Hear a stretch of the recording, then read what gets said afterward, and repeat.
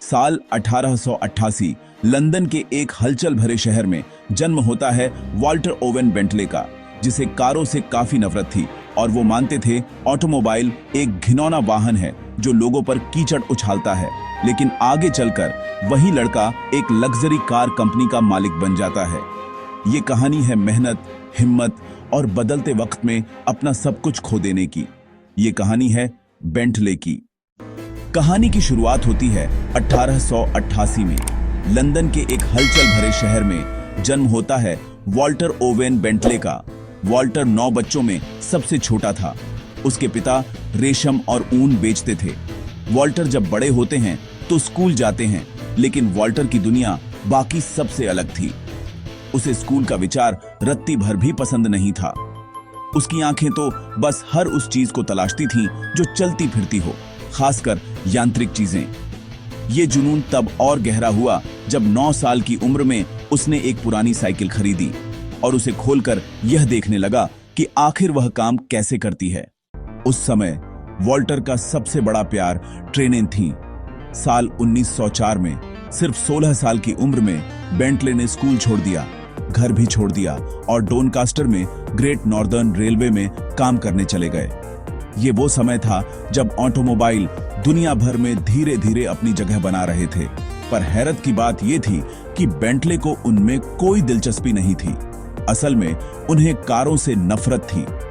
लेकिन जैसे जैसे समय बीतता गया, ट्रेनों के प्रति उनके गहरे लगाव के बावजूद रेलवे में उनकी रुचि कम होने लगी।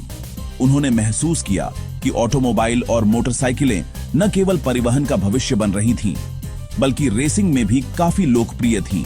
ये एक ऐसा मंच था जहां कोई भी एक्सपर्ट इंजीनियर अपनी स्किल्स दिखा सकता था और व्हीकल्स की स्पीड लिमिट्स को भी बढ़ा सकता था। ये विचार उनको काफी पसंद आया। इसी आइडिया के साथ उन्होंने 18 साल की उम्र में अपना पहला एक ब्रिटिश मोटरसाइकिल मैन्युफैक्चरर द्वारा बनाया गया बेल्ट ड्राइव क्वाड्रेंट मोटरसाइकिल खरीदा। अपने भाई होरेस और कई रेलवे कलीग की मदद से बेंटले ने अपनी बाइक में कुछ बदलाव किए और खुद ही लोकल रेस में जाने लगे। उनकी मोटरसाइकिल ने 1906 से 1908 तक कई गोल्ड मेडल्स और रेस ट्रायल जीते। अगले कुछ वर्षों में वॉल्टर रेसिंग के इतने जुनूनी हो गए कि अब वह दुनिया की सबसे बड़ी और सबसे खतरनाक motorcycle racing event Isle of Man TT में पार्टिसिपेट कर रहे थे। लेकिन अनफॉर्चुनेटली 21 साल की उम्र में उनका एक्सीडेंट हो गया और वो रेसिंग टूर्नामेंट नहीं जीत पाए। पर अब तक बेंटले को अपनी मंजिल मिल चुकी थी। उनके जुनून को किसी और चीज ने पकड़ लिया था, कुछ ऐसा जिसे उन्होंने कभी घिनौना माना था, और अब उसका एम कार बिजनेस में एंट्री करना था। 1910 में 22 साल की उम्र में वॉल्टर बेंटले ने लंदन में national motor cab company hammer Smith में अपना नया करियर शुरू किया। वहां उन्हें सैकड़ों यूनिक्स लंदन टैक्सी कैब्स के मेंटेनेंस और ऑपरेशंस का काम मिला। ये काम थोड़ा व्यस्त था, पर बेंटले ऑटोमोबाइल के प्रति जुनूनी हो गए और इसके इंजन और उसके पीछे के तंत्र के लिए एक सच्चा जुनून डेवलप किया। लेकिन अपनी नौकरी के सिर्फ 2 साल बाद उनकी मां की मृत्यु की खबर वॉल्टर तक पहुंची। वह अपनी अंतिम श्रद्धांजलि देने के लिए घर चले गए।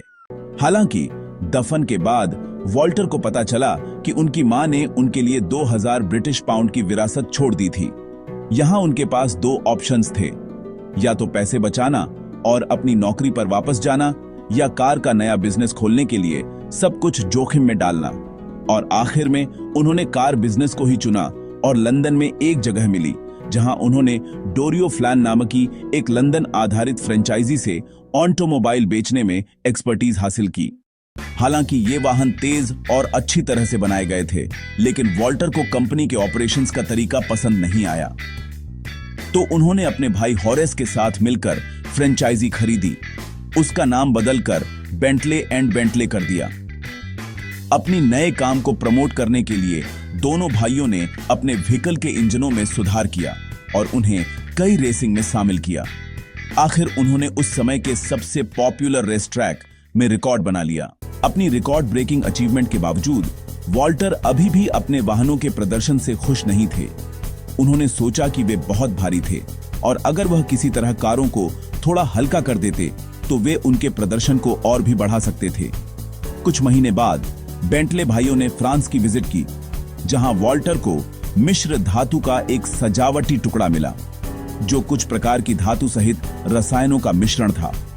जैसे ही उन्होंने इसे उठाया, उन्होंने देखा कि धातु कितनी हल्की थी। इसलिए बेंटले ने उसे दूसरे केमिकल्स के साथ एक्सपेरिमेंट करना शुरू कर दिया और काफी टेस्टिंग और एरर के बाद उन्हें आखिर 88% एल्यूमिनियम और 12% कॉपर का फॉर्मूला पसंद आया। उनकी उम्मीद के हिसाब से यह फार्मूला सक्सेसफुल साबित हुआ और व्हीकल्स में सुधार हुआ। कारें न केवल हल्की थीं, बल्कि बहुत तेज भी थीं, और इसने वॉल्टर को 1913 और 1914 में कई स्पीड रिकॉर्ड सेट करने में सक्षम बनाया। रेसिंग ट्रैक पर वॉल्टर की अचीवमेंट्स ने उन्हें और उनकी कंपनी को काफी फेमस और प्रेस कवरेज दिलाया, जिससे उन्हें अपनी कारें बनाने और एक नई कंपनी बनाने की अपॉर्चुनिटी मिली। लेकिन अनफॉर्चुनेटली अपनी सपनों की कंपनी बनाने से पहले फर्स्ट वर्ल्ड वॉर शुरू हो जाता है और बेंटले के पास अपने प्लान्स को रोकने के अलावा कोई ऑप्शंस नहीं था। अचानक ब्रिटिश इंजीनियरों ने एक दूसरे के खिलाफ कॉम्पिटिशन्स करना बंद कर दिया और जर्मनी के खिलाफ लड़ाई में हाथ मिलाना शुरू कर दिया। तभी बेंटले ने पहली बार अपने मिश्र धातु पिस्टन का रहस्य मिस्टर हेनरी रॉयस को बताया, जिन्होंने एल्यूमिनियम पिस्टन के कॉन्सेप्ट्स को अपनाया और इसे रोल्स रॉयस ईगल के लिए अपने डिजाइनों में लागू किया। एक विमान इंजन जो ब्रिटिश वायुसेना के लिए काफी इफेक्टिव साबित हुआ। बेंटले को दूसरी ओर सरकार द्वारा अपने रोटरी विमान इंजनों का एक संशोधित संस्करण बनाने के लिए कहा गया था, जिसमें वॉल्टर ने अपने एल्यूमिनियम पिस्टन का उपयोग बेंटले BR-1 को डिजाइन करने के लिए किया था। उनके नए विमान इंजन ने ब्रिटिश लड़ाकू विमानों को उनके पिछले संस्करणों की तुलना में अधिक शक्तिशाली और विश्वसनीय बनाया, जो युद्ध के दौरान अधिक गर्म होने और अटकने की संभावना रखते थे और युद्ध में सबसे सफल लड़ाकू विमान इंजन बन गए, जिससे देश को जर्मन शक्तियों के खिलाफ अपनी लड़ाई जीतने में मदद मिली। युद्ध समाप्त होने के बाद बेंटले को ब्रिटिश साम्राज्य द्वारा MB.E से सम्मानित किया गया और आविष्कारकों को पुरस्कार आयोग से 8,000 ब्रिटिश पाउंड मिले।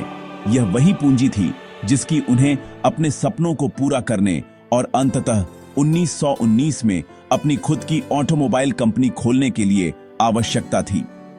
उनका दृष्टिकोण बड़ा ही सरल था। हम एक तेज कार बनाने जा रहे हैं, एक अच्छी कार, अपनी श्रेणी में सर्वश्रेष्ठ। और इसी के साथ बेंटले मोटर्स का जन्म हुआ। अगले 3 वर्षों के दौरान वॉल्टर और pre British war pilot Clive Gallup ने क्रिकलेवुड में एक छोटी वर्कशॉप में पहली बेंटले कार को डिजाइन करने पर काम किया। बेंटले ने तुरंत अपनी कार को रेसिंग और हिल क्लाइंब इवेंट्स में ले गए, जहां उन्हें काफी जल्दी सफलता मिली। 1922 तक कार ने अमेरिका की सबसे बड़ी दौड़ में से एक इंडियानापोलिस 500 में भाग लिया और अपने पहले ही प्रदर्शन में 13वां स्थान हासिल किया। बेंटले को काफी प्रशंसा मिलने के बाद कंपनी का उन्हें अपनी प्रशंसा को सफलता में बदलने में परेशानी हुई। रेसिंग कारों का बिजनेस और उनके वाहनों का हाई पेमेंट प्रोडक्शन वॉल्टर के लिए बहुत महंगा हो गया, जिससे बेंटले को ज्यादा रकम खोजने की सख्त जरूरत थी। जब वह मुश्किल से गुजारा कर रहे थे, तब वोल्फ बर्नाटो नामक एक रिच हीरे की खान के उत्तराधिकारी ने 1925 में अपनी पहली बेंटले खरीदी और उसे इतना पसंद किया कि उन्होंने बेंटले मोटर्स में अपना खुद का पैसा इन्वेस्ट करना शुरू कर दिया। आखिर 1926 में कंपनी पर नियंत्रण आ गया। वॉल्टर ने अगले मॉडलों को डिजाइन और इंजीनियरिंग करने पर ध्यान केंद्रित किया। साथ में उन्हें बेंटले बॉयज के नाम से जाना जाने लगा। अपने समय के दौरान बेंटले ने 2 और मॉडल जारी किए, जो अपने समय के लिए अविश्वसनीय रूप से शक्तिशाली, बड़े और तेज थे। बेंटले बॉयज इन कारों को एंटरटेनमेंट के साथ साथ रेसट्रैक पर भी चलाते थे, जहां उन्होंने कई रेस और मोटरस्पोर्ट्स इवेंट जीते।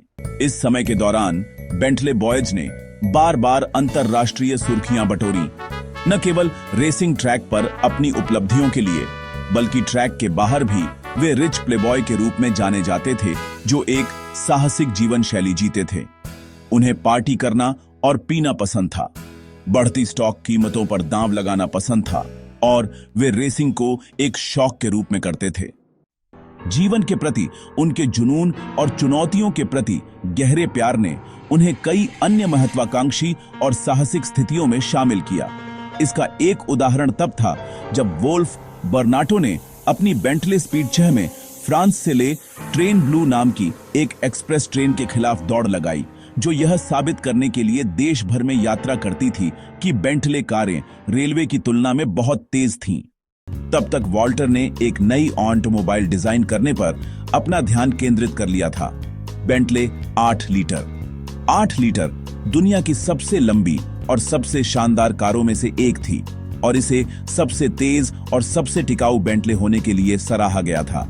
जबकि उस समय की अन्य उत्पादन कारों की अधिकतम गति 50 से 60 मील प्रति घंटा थी, 8 लीटर 100 माइल प्रति घंटे जाने के लिए बेस्ट साबित हुई।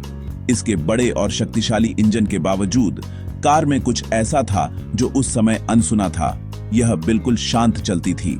यह वास्तव में एक लग्जरी घटना थी और ठीक वही था जिसकी वॉल्टर बेंटले ने कंपनी के लिए कल्पना की थी। टूरिंग एक्सेसरीज के साथ एक सच्ची रेसिंग कार। लेकिन कहानी में फिर से अंधेरा छाने वाला था। जब 8 लीटर 1930 में जारी किया गया था, तब वॉल स्ट्रीट गिर गया और ग्रेट डिप्रेशन आ गया। इसलिए महंगी लग्जरी वाहनों की मांग में भारी कमी आई। हालांकि बेंटले कारों को बनाने में बहुत खर्च आता था, खासकर उनकी शानदार 8 लीटर, जो आखिरकार 1931 में कंपनी के बैंकरप्ट होने का कारण बनी।